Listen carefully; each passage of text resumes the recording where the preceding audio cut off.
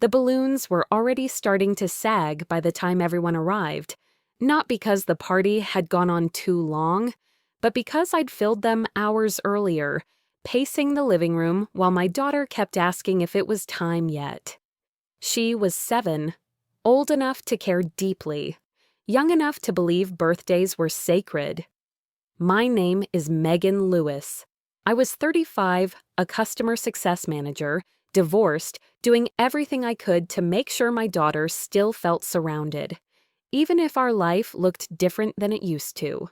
The cake sat in the center of the table, pink frosting smoothed carefully, her name written slightly crooked because I'd insisted on doing it myself. Streamers hung from the doorway. A pile of wrapped presents waited in the corner. She wore the dress she'd picked out weeks ago, the one she'd twirled in front of the mirror, asking, "Do you think they'll like it?" "They're going to love it," I told her, and I meant it. My family arrived late, but they arrived, my parents, my brother and his wife, an aunt who always complained but never missed a gathering. There were hugs, smiles, polite compliments about the decorations. My daughter glowed. She stood in front of them holding a paper crown, explaining the rules of the party games she'd made up herself.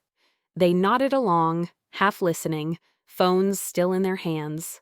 I noticed, but I let it go because it was her day. We lit the candles, 7 of them. She closed her eyes so tightly her face scrunched up, hands clasped, whispering a wish she refused to tell me afterward. Everyone clapped. And for a moment, just a moment, it felt like things might actually be okay. Then my brother checked his watch. "All right," he said, standing up. "We've got better things to do." I laughed, waiting for the joke to land. It didn't. My parents stood next. My aunt followed. Chairs scraped against the floor. Jackets were grabbed. I looked around, confused. "You're leaving?" "It's just a kid's party," my mother said casually. "She won't remember." My daughter froze. The candles were still smoking. And as the front door opened, I saw the exact moment her understanding shifted. When she realized this wasn't about schedules or time, it was about value. The door closed behind them with a sound that felt louder than it should have. Not a slam, just final. For a few seconds, none of us moved. The house still smelled like frosting and candles. Music played softly from a speaker in the corner, the playlist she'd helped me make, insisting every song be happy. My daughter looked at the empty doorway, then back at me. "They forgot the presents," she said. I swallowed. "I think they just had somewhere else to be." She nodded, accepting that explanation the way children do when they don't yet have the words to challenge adults. But she didn't blow out the candles. She just stood there, crown crooked on her head, hands folded carefully in front of her dress, like she was waiting for permission to be disappointed.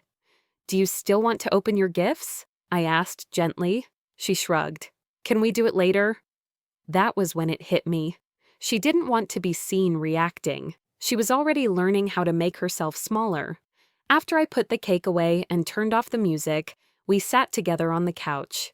She leaned against me, quiet in a way that wasn't sleepy. "Mom?" she asked. "Yes, baby." "Was it boring?" "No," I said immediately. "It wasn't boring." She traced the edge of her crown with one finger.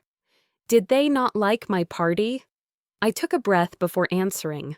I chose my words carefully, like they were something fragile I couldn't afford to drop.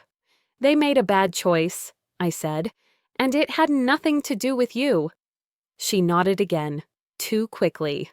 That night, after she fell asleep, I replayed everything in my head.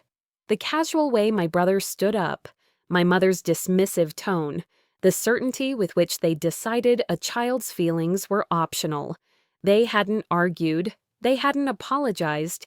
They hadn't even hesitated, which meant this wasn't an accident. It was a belief. The messages came later, from my brother first. Did she cry? I stared at my phone, the audacity of the question making my hands shake. I didn't answer. Then my mother. You shouldn't have made such a big deal of it. She's young. I closed the app because something had become very clear. They weren't worried about what they'd done. They were worried about whether it would cost them anything. The next morning, my daughter asked if we could bring cupcakes to school, so my friends can celebrate too. Of course, I said. And as I watched her carefully arrange the candles again, practicing her smile in the mirror, I made a quiet promise to myself. If my family couldn't show up for her joy, they wouldn't get access to her life. Not halfway, not conditionally, not at all. I didn't confront them right away. That surprised me even then. But something about the way they left, so casually, so unanimously, told me that explanations wouldn't land. They didn't think they'd done anything wrong, and people who believe that don't listen. They wait for things to go back to normal. So instead of arguing, I changed the conditions. The first thing I stopped doing was sharing. No photos sent after school events. No videos of dance routines in the living room. No updates about milestones they usually commented on, with heart emojis and empty praise. At first, no one noticed. They were used to my availability, my effort, my quiet role as the bridge between them and my daughter. The first message came a week later, from my mom. "Do you have any pictures from the party?" I wanted to post something. I stared at the screen for a long time. Then I typed back, "No, nothing else." That was when the tone shifted. My brother accused me of being petty. My aunt said I was punishing everyone. My mother claimed I was holding a grudge over something harmless. None of them asked how my daughter was doing. Not really. They asked when things would go back to normal. I started setting boundaries that felt almost invisible from the outside. We were busy on weekends. We didn't make the drive for last-minute invitations. Phone calls went unanswered until I felt like returning them. When they asked why, I didn't explain. I didn't need to, because access to my daughter's life was no longer automatic. It was earned. The real moment came when my daughter asked, "Are they coming to my next birthday?" I didn't answer right away. "No," I said finally, "but we'll still celebrate." She nodded. "Okay, can it just be people who want to be there?" "Yes," I said. "Exactly like that." She smiled, small but certain. And I realized something important had already shifted. She wasn't waiting for them anymore. A few weeks later, my parents asked to take her for the afternoon. "Just us," my mother said. "We miss her." I didn't hesitate. "That won't be happening," I replied. There was outrage, confusion, accusations. "You're being extreme," my father said. "No," I said calmly. "I'm being consistent." Because people who walk out on a child's joy don't get unsupervised access to her vulnerability. That was when they understood this wasn't about a party. It was about what they'd revealed and what I refused to ignore. They had shown me how easily they could devalue her, and I had believed them. The silence afterward was different than I expected, not explosive, not dramatic, just revealing. My family didn't apologize. They reframed. They said they were tired. They said it wasn't personal. They said I was overreacting to something small.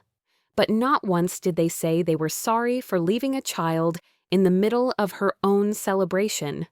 And that told me exactly where we stood. Life adjusted around the absence. My daughter stopped asking about them. At first, that worried me. Then I realized it wasn't detachment. It was adaptation. She was learning who showed up and who didn't, and she was doing it quietly. Children are observant like that. They don't need explanations. They notice patterns, so I made sure the new pattern was safe. Months later, we celebrated her next birthday. Smaller, quieter. Just friends, laughter, cake smeared too thick with frosting. Candles that burned down while everyone stayed until the end. At one point, she leaned over and whispered, "Everyone's still here." "Yes," I said. They are. She smiled, not the careful smile from last year, but the loose, unguarded kind. That was the moment I knew I'd made the right choice. My family eventually noticed what they'd lost. Not all at once, but in pieces. They weren't in the photos anymore. They didn't hear about school projects. They weren't part of the stories my daughter told at bedtime. Access faded where effort never existed. And when they finally asked why things felt different, I didn't explain. I didn't need to. Because the explanation had been written the moment they stood up and walked out. I used to believe family meant endurance, that you stayed even when it hurt, because leaving was worse. I don't believe that anymore. Now I believe family means presence, consistency, showing up when it matters, especially when it's inconvenient. And anyone who can't do that doesn't get a front row seat in my child's life. My entire family walked out of my 7-year-old daughter's birthday. They said they had better things to do. What they didn't realize was that in that moment, they were teaching me something permanent. They were showing me who would stay. And once I saw it clearly, I stopped pretending otherwise. I stayed. I stayed for the cake, the candles, the questions, the quiet moments afterward. I stayed in the ways that mattered. And because of that, my daughter never has to wonder who chose her. She knows. I made sure of it.